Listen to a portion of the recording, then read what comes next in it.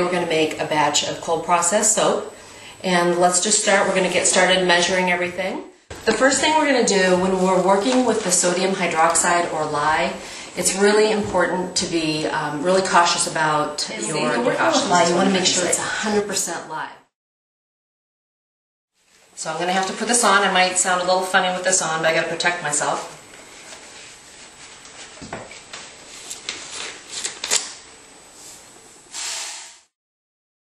For 48 ounces of water. The great thing about this scale is I can put it on ounces or pounds. So I'm going to go just with ounces to keep it simple, and it's tared out here. Now, part of what I like to do to manipulate and be able to control the temperature of my lye water, I don't want it to shoot up too much, is I like to use part ice cubes and part liquid water. And the ice cubes that you want to make sure that you make it with distilled water too. So I'm just going to grab my ice cubes out. 20-25% of your total weight on your liquid, which is either goat's milk or your distilled water, can actually be frozen. That's also going to prevent a lot of fumes from kicking up on the lye.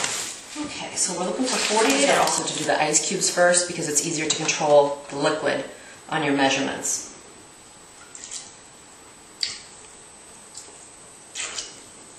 48, how about that? I don't think it's ever happened before like that. Right on the money. Okay. So now we have our water, and we have our lye. We're going to suit up again, and we're going to combine the lye, the 100% lye, into the lye water. Always keep your pitcher marked so that nobody comes along and thinks that it's drinking water. And don't use this for cooking afterwards. In fact, any of your soap pots, that dedicate for soap making. I'm going to slowly add this while stirring the water until it's completely in there.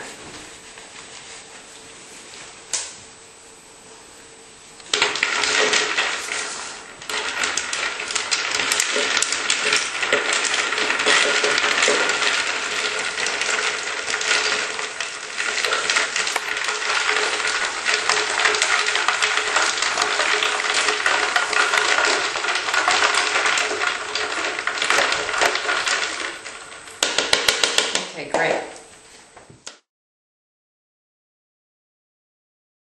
This disposable container that I measured the lye into, and just rinse it with water, and then later on you can rinse it out with some water. Temperature, I'm guessing, is probably around 160. If we didn't use ice cubes, it would have shot up to probably closer to 200. So this is going to speed up the whole process for us. It's going to bring the temperature down more. So I'm just going to keep this off to the side. I'm going to keep an eye on it. I'm going to come back. I'm going to stir it up a little bit later, a little more. And so we're just going to let this cool. And now we're going to move on to our oils, because the ultimate goal that we want is that our lye water and our oils are at the same temperatures. And that's when we're going to combine them. I like to combine around 115 to 120. They can be off about 5 degrees, but that's our goal for making soap right now. So the first thing I'm going to do, turn on my burner a little bit, not too hot. I'm going to turn it on to medium heat. And I can take my silly mask off now. And I'm going to add my solids first. This coconut oil is great because it adds lather to the soap. So I'm going to get my solids in here. And the reason I like to add my solids first is because I can control the temperature of my oils this way. If I melt my solids first, let them heat up probably to about 120, 130 by the time they're melted, then I can add my room temperature oils, and that's going to bring the temperature of all my oils down fairly quickly, so I can match up and make soap more quickly than spending maybe 3 hours waiting for the temperature to drop. The other oils we're using today, this is olive oil. Olive oil is absolute skin. So is the coconut oil. And then we also have palm fruit oil. And palm fruit oil adds to the hardness of the bar. So this is a great combination. It's a very basic recipe. It's great for all different kinds of skin types. And we're going to add some essential oils and some colors too down the line. But let's get these melted. And the coconut oil is starting to melt right now. If you want to take a look in here. And this is actually, I prefer to use organic ingredients. So this is organic coconut. we're just going to let that sit there for a little bit, and then we'll start up from there. On where our lye water is, and it'll just, tell me what the temperature is and basically how much time I have to get the oils melted.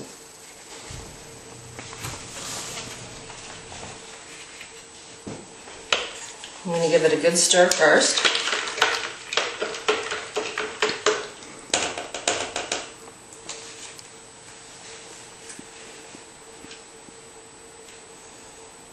And notice how I don't have my face right over the lye water because it's pretty hot here. It's shooting up, it's almost to 160, not quite, so this is great. This is a great temperature.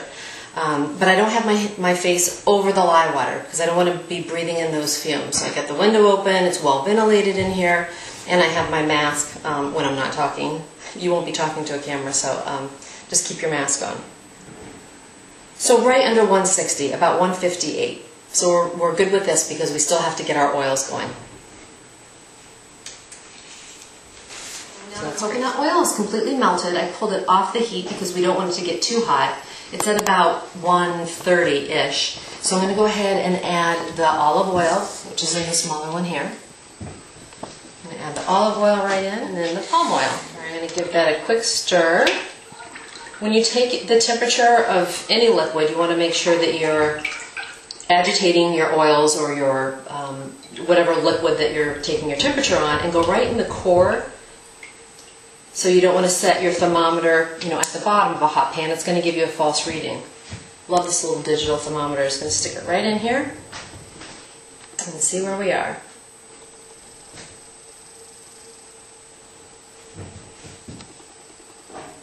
A 100 and climbing.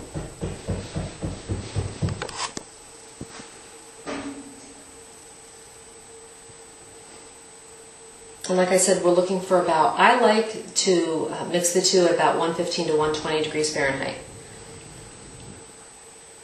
It's slowing down under 110, so I'm just going to put it on the burner. I just turned it off a little while ago, so I'm going to put it on the burner. I'm just going to watch it closely. I'm not even going to turn it on. It's going to pick up heat from it.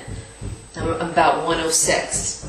So we're just going to put that on the heat, let it set. I'm also going to put the lid on it. And that's going to hold the temperature that's already there, plus give it a little bit more. That's my little trick for that. And then I'm going to go back and check my lye water very carefully over here. Give it a good stir. Check also for it for any lye flakes floating on top. And if there are any, you're going to want to go over to your sink, skim the water with a spoon, get your water running, and run those lye flakes down your sink. Or into a paper towel and dispose of it, either one. As long as it's just a little bit of lye flakes, you're okay.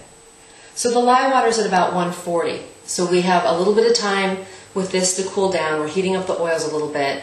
If we want to rush things, if we're in a hurry and we want to go ahead and get it going, we can make a nice ice bath in the sink to bring the lye water temperature down. So let's do that, and we'll get that temperature from 140 down to about 120 or 115. Oils to the right temperature. They're at about 120. Same with the lye water.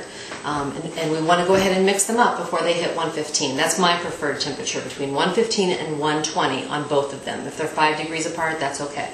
So I'm going to suit up here just in case I get splashed with any raw soap. Lye water to oil, never oil to water.